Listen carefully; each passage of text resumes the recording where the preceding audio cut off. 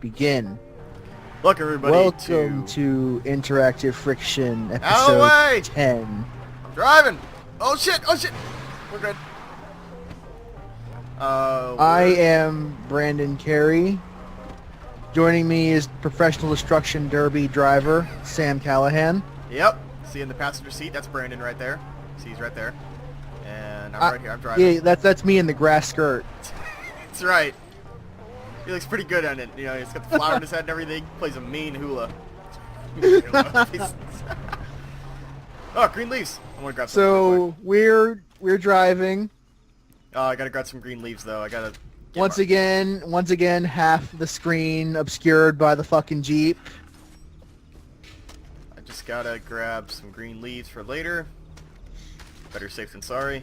Remember, every healing plant has a green leaf. That's how you know it's a healing plant. Remember, if it's a green leaf, the plant will give you medicine. You know, it's funny. Like, every time. Like every single time. I appreciate that the crafting system is really simple in this game, but at the same time, it's kind of like, what do you do when it's just green leaves? It's like Resident Evil. It's like, do I just mash this green leaf and it's just all powerful healing medicine that I can jam in my arm? Like, what about this green leaf is so amazing that it can cure bullet wounds and bleeding? Well, what you don't know is that Jason Brody's a professional alchemist in his spare time. Oh, yeah. He stars in the Atelier series. He just transmutes anything that's green into healing powder. Alright, we're gonna talk to... Which he then shoves in hypodermic needles. You ready to talk to Buck? How the His name is Buck. I could give a fuck. Getting here, didn't you? Personally, I'm worried that your heart's not in it anymore. But Chase, don't worry. Look at Keith. Oh, man, this prick. He's just an asshole without much of a reason to be an asshole. Pretty much. I mean, that is his entire character, is I'm going to be a dick to you. Yep. No! Oh, you can't go in until I give you a history lesson, because I'll get angry if you do. I got my goddamn history major in college, and I'm gonna use that degree. Ship's hold at the Chengyang, full of Barclays, right? And he settles. You know. Is this any real history? Do you know that one way or the other? I'd have to mention it couldn't be because it's a Deng fake He island. is an actual person from Chinese history. Okay. I took a world history clinic in college, so I know that. But this island doesn't exist in the real world, so yeah, they use actual people, but the story is complete bullshit because obviously it could not have happened. Yeah, well, that's kind of like the Tomb Raider deal. Is like take real people and it's like, well, they did this mysterious thing before they died on this mysterious non-existent place. It's mysterious. At least Lara Croft, they just call it the island. It's true. So you don't like. Whoa! Why did that happen? It's plausible deniability because you don't know where the actual island is. Cave-in waiting to happen. Well, I might as well push this cart. I think it's where he hides behind the cart or something. Yeah. Or you can throw the cart into your bad guys. Okay. Of course, they are trying to kill Jason, so they might actually be considered good guys in that case. It's true. They're actually the best people in the entire game. Woo! Alright, well, on to Jason's continued murdering spree. I want to see a DLC where you play as the heroic boss trying to kill that monster Jason Brody. Every time you say Brody, I keep thinking that's a funny joke, and it's like, oh wait, that's his actual fucking name. Is that why you keep laughing? Yep. I am on fire and also throwing stars. Throwing knives at people, not throwing stars. I would love you to give a fuck about Jason Brody. Oh god damn it, this is already going real well. In my defense, I Well, was on fire. They are lighting your soul on fire. And your body too, but mostly your soul. I'm in a cave. Oh, now I gotta fucking do this part again. Oh, it's so good though. Redo all of that last half a minute. It's just one of those things of like, why didn't you put me right after this cutscene? Like, what difference would it make? True. Like, it's those little things that get me. Or yeah, I understand. Especially, I play JRPGs, dude. I know exactly how you feel. Yeah, you want to get right back into that Final Fantasy talk from last Nah. time? That's kind of the thing is that we're getting to that point. I would love to see overlap between Far Cry 3 fans and Final Fantasy fans. Oh, heads up. Yeah, it's like, you know, the thing is we're getting to that point in the combat where it's like we've said about all there is to say about it, so you kind of have to find out other stuff to say in between story bits. Yeah. Except, boom, headshot.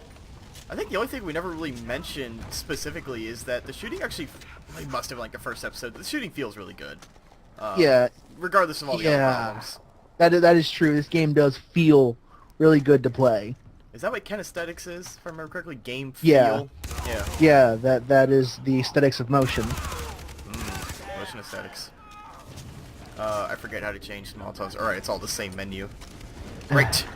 So it's been kind of weird, because since between this and the last recording, I've been playing Dying Light, and it's kind of fucking me over, because Dying Light is part Far Cry.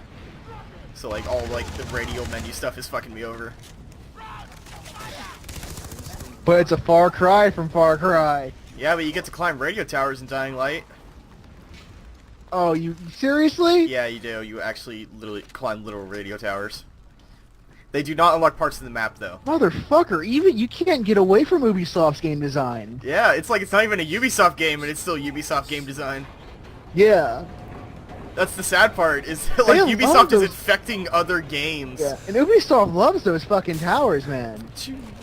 Love the sound effect that makes. But yeah, like that's the scariest part when I start climbing a tower and I was like, oh my god, Ubisoft is taking over. Their design philosophy is taking over other games.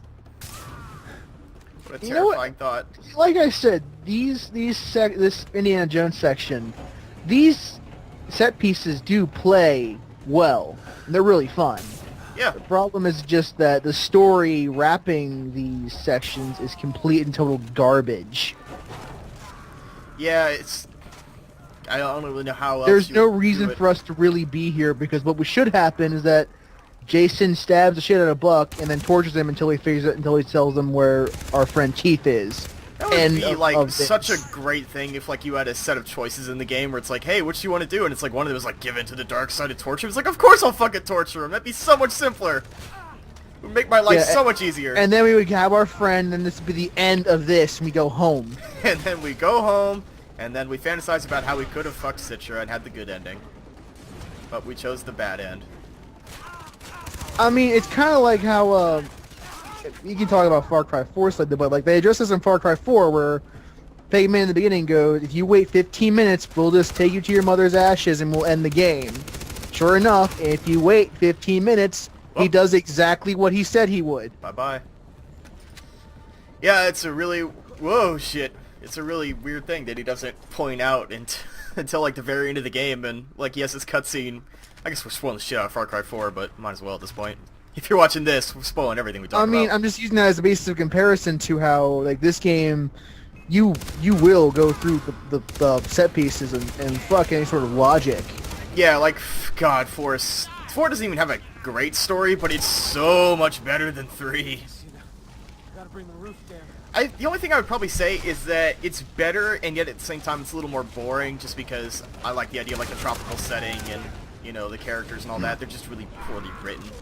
It's like our character has this, like, you know how Voss has Hoyt giving him all the orders where he really doesn't care about you anymore, but since Hoyt is angry at you, he has to go against you? Yeah. It's like for Jason that we have this sort of like invisible Hoyt in the back of his head who's telling him, oh yeah, we need to kill all the pirates, even though in actuality, we don't really need to. They're not really important. We could just not kill all the pirates. And it's like, no, let's kill the pirates though. Would you try not being a murderous prick? Nah. I can't... God, I'm trying to remember more details about the story of the episode. I should really do some research between these to try to look up, like, what was the original intent of all this. Like, was it ever trying to make some, like, deeper commentary about, like, how, you know, that idea, like, people are naturally violent creatures? Like, I can't remember whatever they were trying to go for that. I don't like to speak to authorial intent, just in general. Yeah. I mean, we can make those kinds of guesses, but you won't really be sure unless you directly ask the developer or read one of their interviews, which I haven't done. Yep, I just remember that one headline where it said, like, Far Cry 3 writer says people didn't get it, but I never read the actual article. That's very informative. Yeah, it was just something like I can't remember. I think it was Bunny Hop's video where he talked about that, where they said they changed the story of 4 to be easier understood because apparently we just were too dumb for the story of 3. It's like, it's gotta be more straightforward. 3 story was too dumb for the story of me. It was too dumb for us. Yeah. Oh, look at that. Coincidentally, episode 10, too dumb for us. Find the hidden passage. I found it. Why are there Komodo dragons? What do they eat to live? Where do they go? They can't jump. It must be a very sad existence. It is strange because these guys should really have been starved out if they live down here because there's no animals except bats, and I don't think you're gonna get one of those. Let me craft some new syringes. Great. You know what? That's a good question. What do these Komodo dragons eat? I don't know. I don't know how they're down here or why. There's some snakes. Like, are there like plants here that are edible and I just don't know them? Yeah, maybe that sick purple plant. No, I'm not even going to ask these questions. I know that they're to be asked. This game saying that when designers placed down creatures, they didn't think carefully about why this creature would exist in this particular habitat. They just said, put some sick Komodo dragons in the cave, man. I mean, if there was like a couple of cages here, that would explain everything. If like, there was animal cages, like, oh, the pirates brought them down. Of course.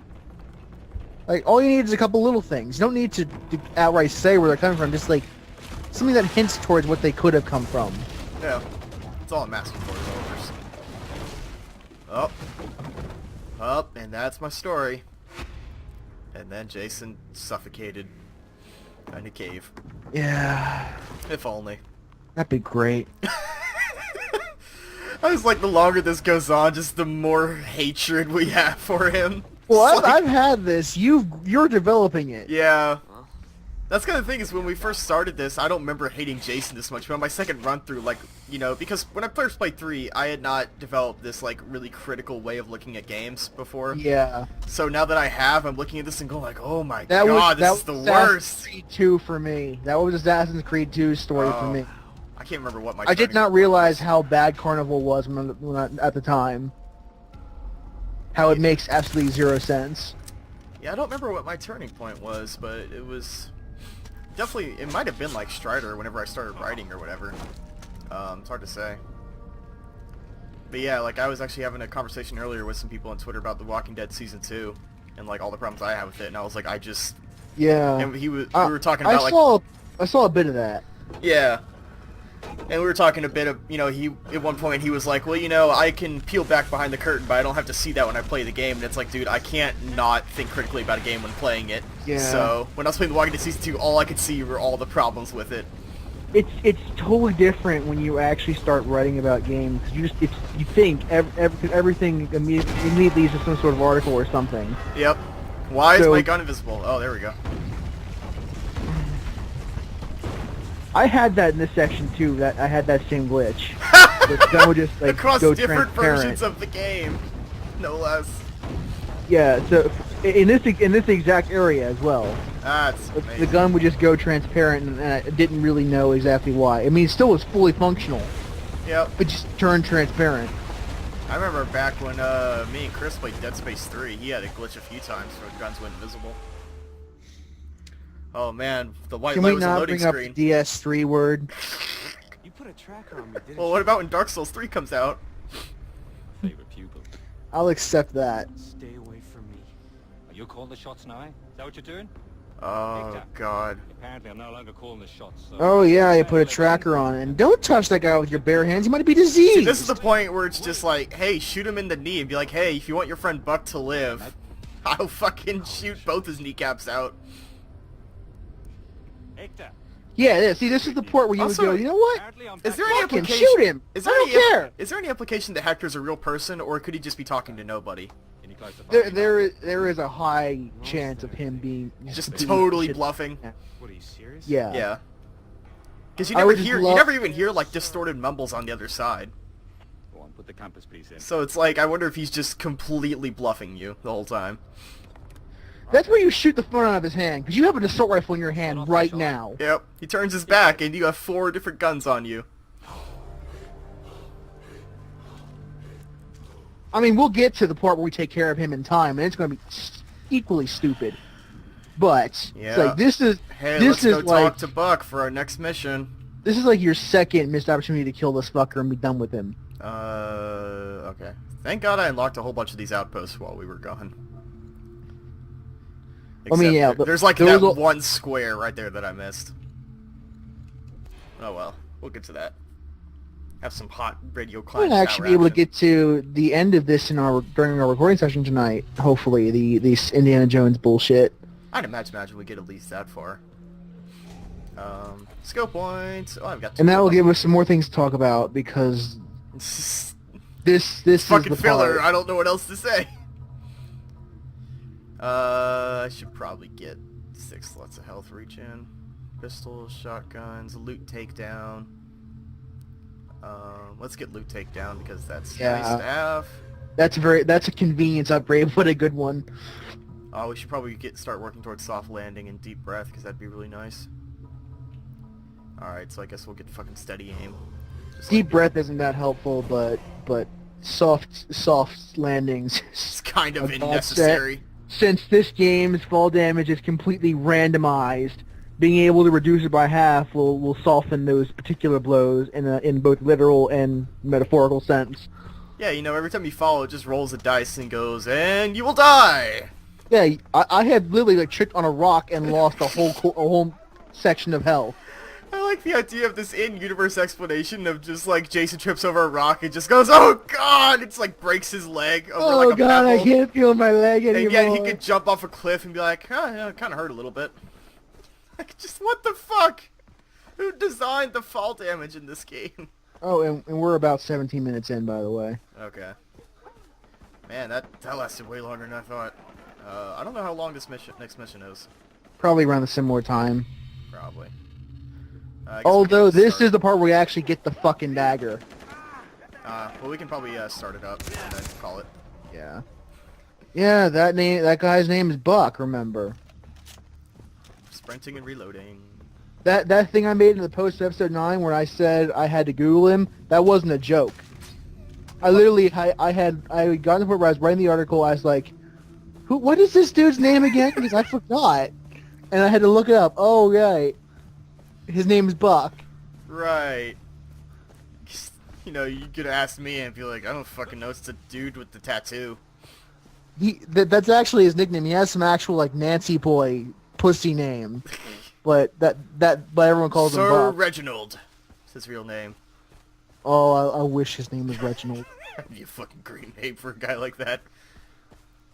Now I had to look up his actual name again because now I need to know what his fucking Nancy boy name was. Said it before, man. Still love the environment in this game. Like, just look at fucking dense forest. His man. first name is Bambi. Oh, that's right. Oh, I forgot Bambi about that. Buck Hughes. That's why his name's Buck, because it's both deer. You get it? I get it. It's like That deer. wasn't funny. No, it's not. All right, Bambi. I'm your mother. Oh man, I would have loved if Jason just called him Bambi. I want to say he does at the end, doesn't he? That might have actually been enough to say, you know what? For like 2 seconds, Jason, you were a cool guy. In Kongs too. I could have sworn he does So as that much at as the I very hate end. Jason, I hate this guy even more. Been all fairer, but the locals had built one before Zing He came along. Oh and my changed god, the all name this for it. fake history. Nobody knew where the tomb was. Well, it's like part real, part fake. I know Zing He is a real person. I wonder if Captain Lin Kong is a real person as well. I imagine they're all real people that they made up side stories. Yeah. Oh, it's just the part where you just jump in the ravine. Well, ravine, it's like a giant. Yeah, bucket. you take the Assassin's Creed leap of faith. So we want to call it here. Seems like a good place to stop. Yeah, I mean, we can go like one more minute. Yeah, but... Well, you know what? We can jump and fade to black. We'll jump into the darkness. Goodbye, everyone! We'll land on a pile of hay at the bottom, don't worry. Ah!